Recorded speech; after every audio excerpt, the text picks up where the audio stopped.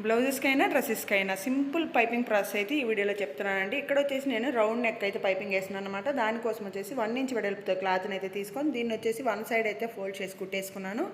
Next వచ్చేసి కుట్టిన దాన్ని వచ్చేసి చూడండి, నెక్ పై వైపున పెట్టి అయితే 1/2 ఇంచ్ గ్యాప్తో నేను నెక్ చుట్టూతా కూడా నీట్గా అయితే స్టిచ్ అయితే వేసేస్తున్నానండి. ఈ విధంగా నెక్ చుట్టూ కూడా మనం ఒకే లెంత్లో స్టిచ్ అనేది వేసేసుకోవాలి.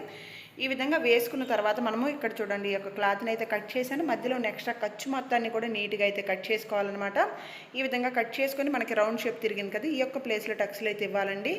ఈ విధంగా ఇచ్చిన తర్వాత చూడండి, ఈ యొక్క థ్రెడ్ని తీసుకొని పైన ఖర్చు కనిపిస్తుంది కదా, ఈ యొక్క ఖర్చుకి మనము పై వైపునైతే ఈ యొక్క థ్రెడ్ని పెట్టాలన్నమాట. ఈ విధంగా పెడితే మనకి ఆ థ్రెడ్ సైజ్ ఎంతైతే ఉందో ఆ సైజులో మనకి పైపింగ్ అనేది వచ్చేస్తుందండి. ఈ విధంగా నీట్గా మనము ఈ యొక్క థ్రెడ్ని చూడండి, మనము నార్మల్ పాదంతో, నేను పాదాన్ని కూడా మార్చలేదండి, మార్చకుండా సేమ్ అదే పాదంతో నేను ఇక్కడ పైపింగ్ అయితే వేసినాను అనమాట. మీకు ఇక్కడ పైపింగ్ కూడా ఎంత నీట్గా కనిపిస్తుందో చూసేయండి.